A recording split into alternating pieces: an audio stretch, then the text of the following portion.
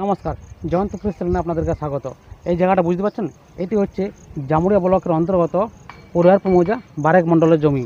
এখানে কিন্তু আমরা রোপণ যন্ত্রের মাধ্যমে ধান চাষ করেছিলাম, আপনাদেরকে দেখিয়েছিলাম। চাইলে আপনারা দেখতে পারেন, আমি ডেসক্রিপশনে লিঙ্ক দিয়ে দেবো। তো আজকে আমি আপডেট দিতে এসেছি যে শীষ বেরিয়ে গেছে।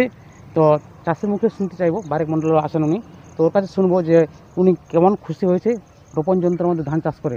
তো বলুন। ধান আমি একটা করে মেশিনের সাহায্যে পুঁতেছি।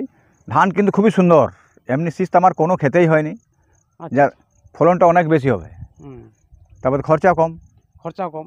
আর কোনো সার কি দিয়েছেন? না, কোনো সার দিইনি, সার লাগেনি, কোনো সার দেওয়া হয়নি? কোনো সার না। শুধু অফিস থেকে দেওয়া হয়েছিল ওই ভার্মি কম্পোস্ট 100 কেজি আর 50 কেজি ছিল নিমখোল।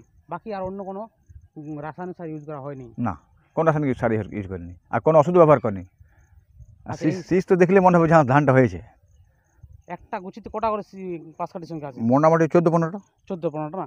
আমি এক জায়গায় দেখলাম মোটামুটি 22 থেকে ওইটাতে বেশি হবে, ওইটাতে বেশি হবে। এটাতে বেশি না? হ্যাঁ, এটা তো হয়নি এই কারণে যে জল ছিল না আর কি। এক সাইডে জল ছিল না, এইটাতে বেশি আছে, উপরেরটা বেশি আছে।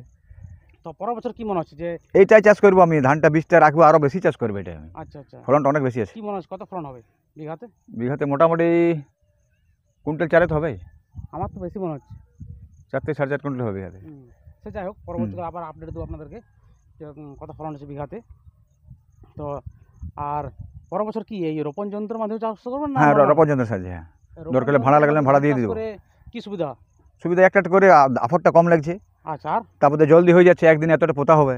আচ্ছা আচ্ছা। যেদিন আমি কামিন দিয়ে 8টা কামিনে 3.5 বিঘে 4 বিঘে বেশি পুঁতছে না। আর ওইটা রোপণ যন্ত্রের সাহায্যে মোটামুটি একদিনে কমসে কম 18-19 বিঘে পোতা হবে। তাই নাকি? হুম, না, ওরা যেটা বলছিল আর কি, যারা এক্সপার্ট ছিল তারা কিন্তু বলছিল যে 12 থেকে 15 বিঘার মধ্যে হয়ে যাবে। হ্যাঁ, আরাম 15 বিঘা হবে, সারাদিনে 15 বিঘা হবে, ওইটাই তো লাভ।